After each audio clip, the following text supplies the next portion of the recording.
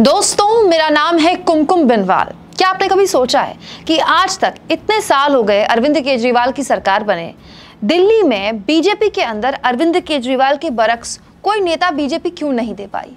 इतने लंबे वक्त तक अमित शाह ने भोजपुरी के इतने बड़े सिंगर, इतने बड़े सेलिब्रिटी मनोज तिवारी पर दांव खेला, लेकिन अंत में उन्हें भी दिल्ली बीजेपी के अध्यक्ष पद से हटाना पड़ा। आखिर क्यों आज तक अरविंद केजरीवाल का सब्स्टिट्यूट दिल्ली बीजेपी नहीं दे पाई? इस सवाल का जवाब आपको इस वायरल वीडियो में मिल जाएगा जो आज ही का है। दोस्तों, दिल्ली में नए एलजी विनय कुमार सक्सेना का शपथ ग्रहण समारोह था।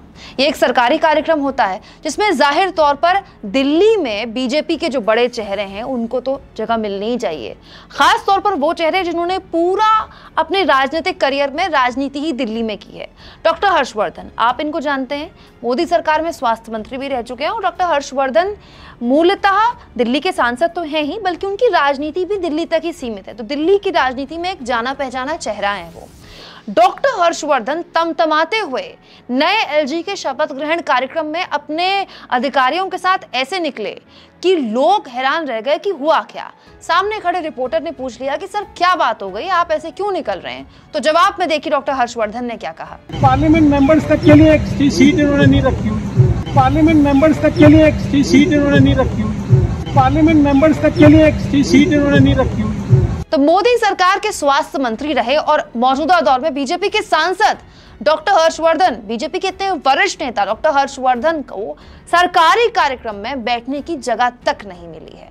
और दोस्तों, दिल्ली में डॉक्टर हर्षवर्धन का ही नहीं, बीजेपी के तमाम नेताओं की यही शिकायत है कि पार्टी संगठन में उन्हें वो जगह नहीं मिलती जो उन्हें मिलनी चाहिए थी। दोस्तों, डॉक्टर हर्षवर्धन आज लोकसभा में दिल्ली का प्रतिनिधित्व करते हैं, तो क्या उनको एलजी के शपथ ग्रहण कार्यक्रम में जगह नहीं मिली? और अगर जो जगह मिली उससे वो खुश नहीं थे?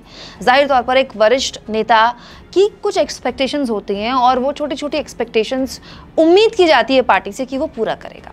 और ये आज की बात नहीं है जो दिल्ली में बीजेपी की ये दुर्गति हुई है।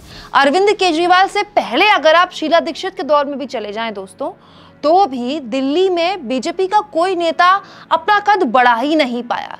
यही वजह थी कि अरविंद केजरीवाल की सियासत इतनी तेजी से विस्तार पा पाई दिल्ली के अंदर, क्योंकि बीजेपी के पास कोई बड़ा चेहरा नहीं था। तो अपने बड़े वरिष्ठ चेहरों को, उन चेहरों को जिन्होंने पूरे के पूरे अपने राजनीतिक करियर में राजनीति ही दिल्ली में की, अगर इस तरह का व्यवहार उनको झेलना पड़ेगा और तमतमाते हुए सरकारी कार्यक्रम से निकलते हुए कहना पड़ेगा कि एक सांसद के लिए बैठने तक की जगह नहीं है, तो फिर अब तो बीजेपी को मंथन करना पड़ेगा खुद में कि दुनिया की सबसे पार्टी बनना तो आसान है, लेकिन दुनिया की सबसे पार्टी के अंदर सारे कार्यकर्ताओं को एक साथ संजो कर रखना, उन्हें एक साथ सम्मान के साथ जोड़े रखना बहुत मुश्किल काम है। और ये मुश्किल काम दिल्ली में कम से कम बीजेपी को करना पड़ेगा अगर उसको अपने पुराने नेतृत्व और नए नेतृत्व को बराबर की जगह देनी है। तो आप दिल्ली के बीजेपी सांसद के साथ एक सरकारी कार्यक्रम में हुए ऐसे व्यवहार पर क्या सोचते हैं? कमेंट बॉक्स में लिखिएगा जरूर। और दोस्तों, चैनल को ज्वाइन भी करें, सब्सक्राइब भी करें। और उसके साथ साथ यूट्यूब ने अब हमें थैंक्स का भी ऑप्शन दे दिया, जिसके जरिए आप जब चाहें जितना भी सपोर्ट हमारे फ्री जर्नलिज्म को चाहें उतना कर सकते हैं। शुक्रिया।